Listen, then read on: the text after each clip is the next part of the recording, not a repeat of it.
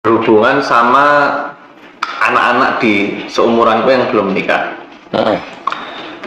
Kan yang namanya menikah itu kan pasti wajib, dan yang namanya menikah itu pasti kedepannya tuh nggak mungkin mulus-mulus aja perjalanannya pernikahan. Yang pengen aku tanyain tuh gimana kita yang anak muda ini bisa nemuin jodoh yang setidaknya itu bisa selalu support kita, terus mau belajar syariat agama, terus yang kedepannya tuh bisa bikin kok keadaan keluarga kita tuh nyaman tuh gimana, keluarga aku dan pasangan. Iya, kalau memang nikah itu kan sunnah ya, jelas ya sunnah. Jadi hukumnya bisa sunnah, rata-rata hukumnya sunnah. Wajib kalau sudah ada ketentuan tertentu menjadi wajib.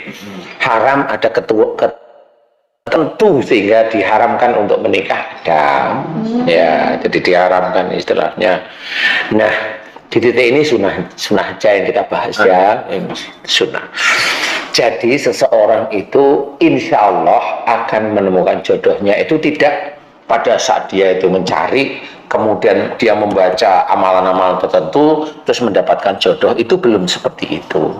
Insya Allah. Nah, selama ini biasanya seseorang itu akan mendapatkan jodoh itu tetap diatur oleh Allah Ta'ala sekufu, diatur oleh Allah Ta'ala sekufu. Contoh umpamanya, kamu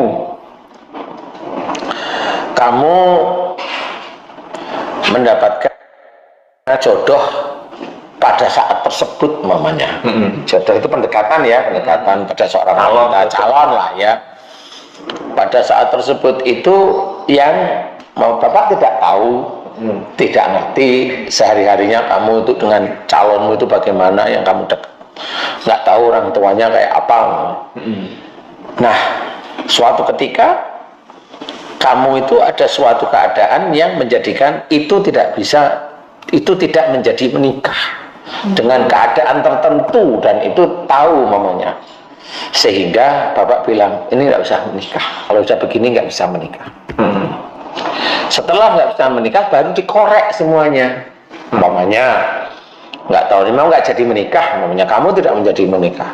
Nah, pada saat tidak menjadi menikah itu gimana kok bisa nggak jadi menikah? Karena ketahuan entah di keluarganya itu ada sesuatu kesalahan dari keluarganya, bisa aja keluarga itu nggak sadar kalau itu salah.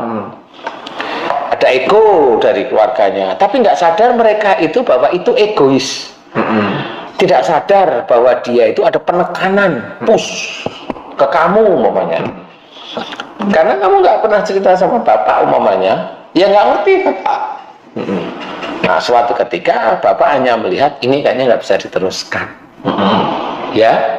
Nah, nggak bisa diteruskan, setelah nggak bisa diteruskan bubar umpamanya, nggak jadi nikah.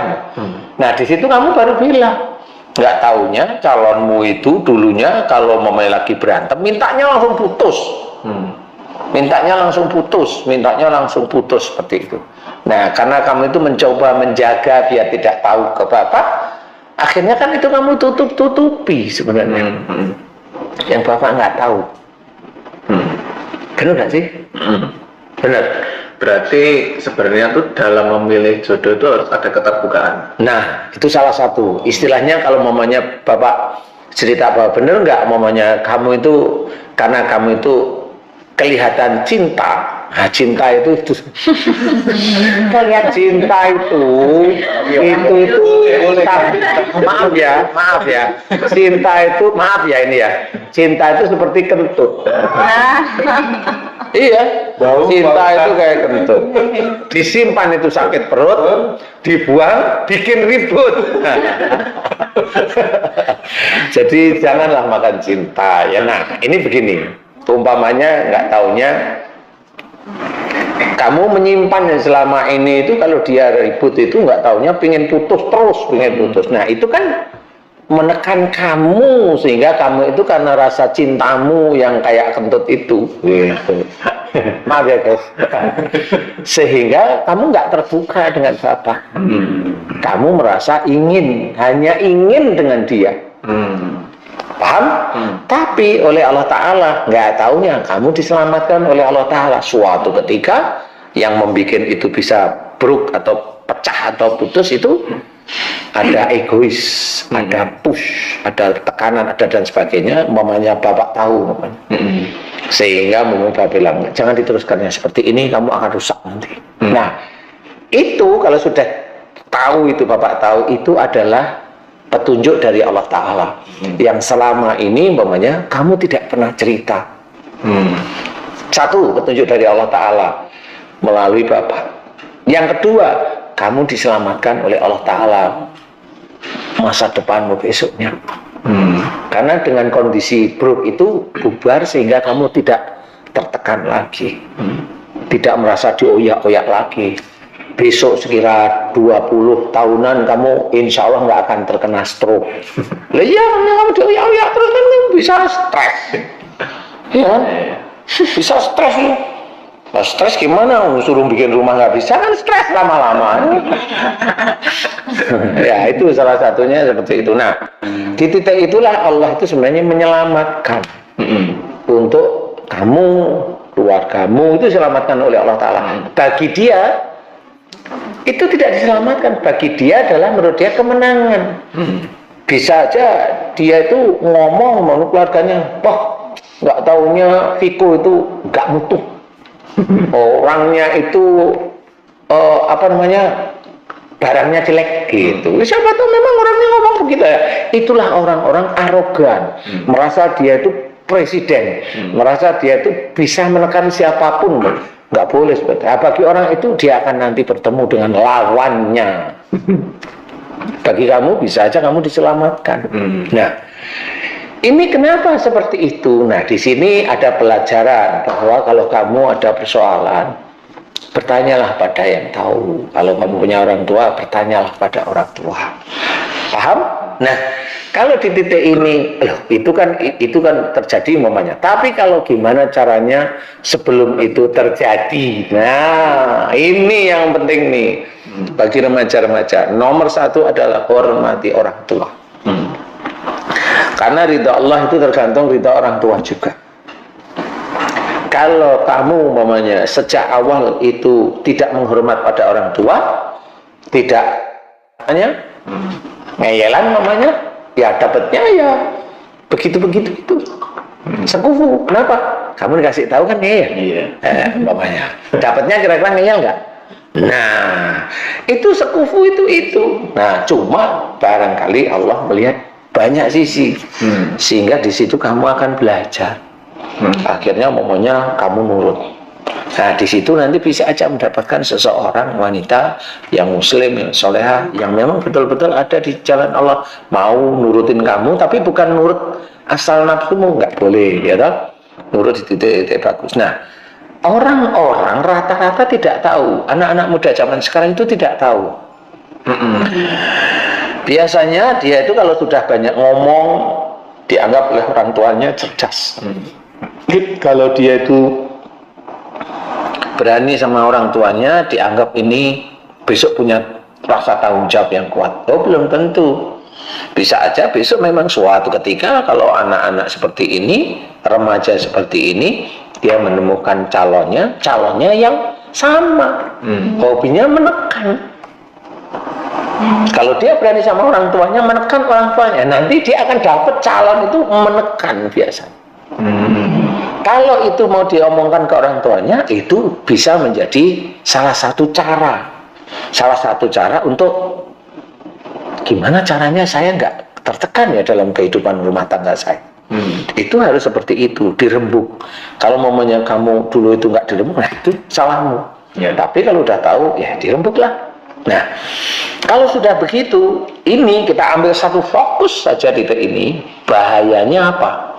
Kalau anak itu tidak tahu, nah ini kalau anak itu tidak tahu, tidak tahu kesalahannya, kemudian dia menutupi, kamu menutupi kekurangan pasanganmu, namanya calonmu mau ditutupi, yang namanya bangkai itu pasti nanti akan tercium.